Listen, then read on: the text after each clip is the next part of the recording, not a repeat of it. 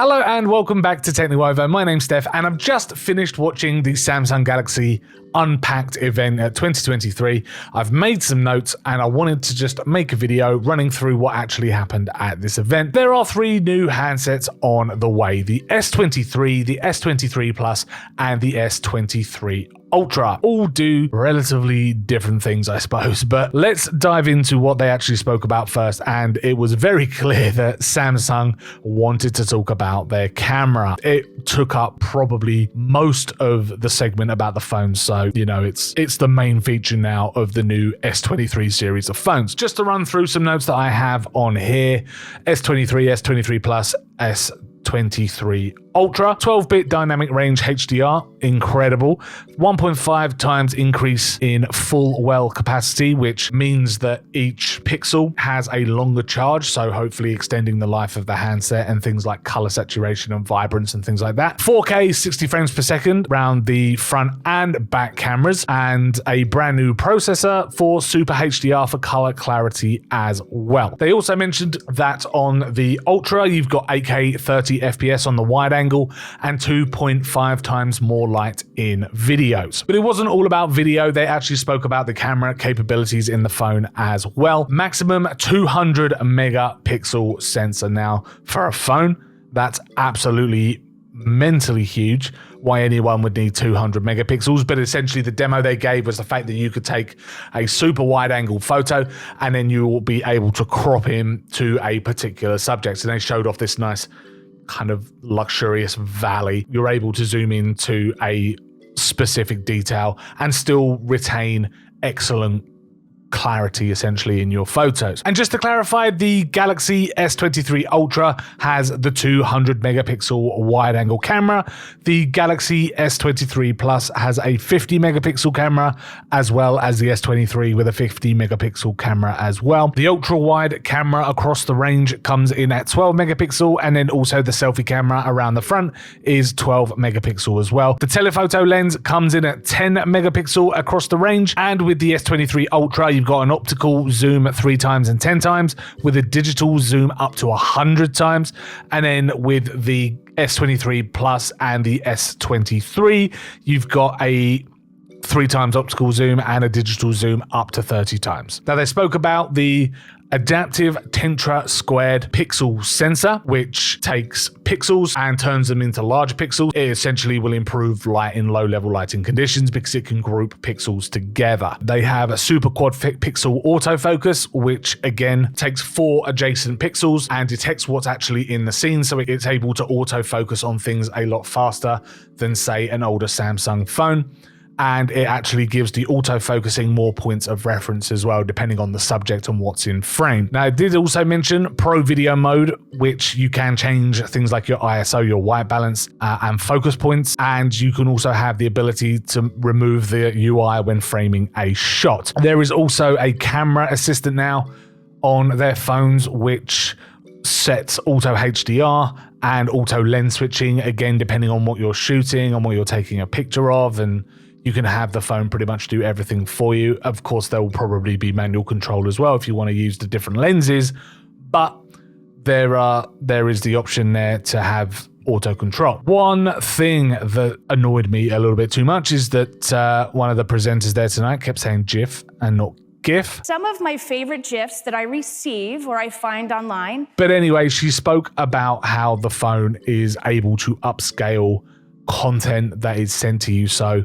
for example, if someone sends a very low resolution GIF, then they are able to upscale it using the Samsung phone, and AI basically upscales that and turns that into a higher quality video or video series of images. Astro Hyperlapse is a feature now that's available, and to be able to pull off that kind of thing, they've created a multiple exposure and astrophotography mode on the camera, and they've also included more metadata for raw images, so you've got more editing control. Now, that falls under the nightography category that Samsung was speaking about, saying that it's got better. The video mode this time around has been affected, so you've got a 2 times wider optical image stabilization, which essentially means that the lens is able to move in a direction so it can compensate for the camera shake that it's detecting, keeping that image a lot smoother, and VDIA to analyze movements as well, which was essentially sticking almost like a gyro line on the screen. Very similar to how GoPro's Horizon, I can't remember what the technology is actually called, but the way it films the horizon and it can keep the horizon level, very similar here with the Samsung phone, that is able to aid with keeping the camera steady, so you can have this mode switched on. A brand new AI ISP algorithm, which means better photos at night and especially on portraits. AI stereo depth map, which can pick out individual details on a person, like if they're wearing glasses. There is multi-frame processing, which combines multiple frames together to reduce noise and reduces overexposure as well, and also color saturation in video. And they showed a demonstration of a group of friends. It didn't look real. It actually looked as if it was shot in a studio. The presenter at this point just looked as if they were on green screen, which was unbelievable. Why didn't they just go and shoot it in a public place? I don't know. But there's AI object aware engine, which separates hair and clothes from the background. So again, going back to that portrait mode, which will be able to give you a shallower depth of field on your photos. And they showed an example of a group of friends taking a selfie, and the background was nice and blurred and looked really good. According to Samsung at this point, everyone is going to want your photos because they take the best photos on their S23 phones apparently. So they had a catchphrase of, "Can you send me that? Can you send me that? Can you send me that? Can you send me that? Will you send me that? Can you send me that? Can you send me that? So that was something. Samsung Quick Share is making an appearance. Now, they didn't go into too much detail, but they essentially said that it was a way of being able to share original size files with your friends and family, sending images over the likes of WhatsApp or Facebook or any kind of messaging service, compresses that photo or whatever it is so much. So it'll be nice to have a way of sharing a full-size image. So the S23 has a 3900 milliamp battery. The S23 Plus has a 4300 milliamp battery, and the S23 Ultra has a 5000 milliamp battery. So a nice large battery size, but of course, again, more powerful hardware, bigger screen, that kind of thing. So it has to compensate somewhere. But they did say that that can give you 99 hours of music playback and 26 hours of video playback. So that's not too bad at all. If those numbers are correct, that's not too bad at all. I couldn't see a little disclaimer on the footage saying this was tested using a X resolution video. Is a 4K video with the speakers on full blast going to last for 26 hours? Don't know. Improved cooling system on the S23. The vapor chamber on the back of the device has been made larger than older handsets. It has a Snapdragon 8 Gen 2, most powerful and efficient processor in a Galaxy smartphone. There are 5 high performance cores and 3 efficiency cores for multi-core performance. 49% increase in its NPU, optimized GPU, 41% faster, and has been designed for power users because it's super fast.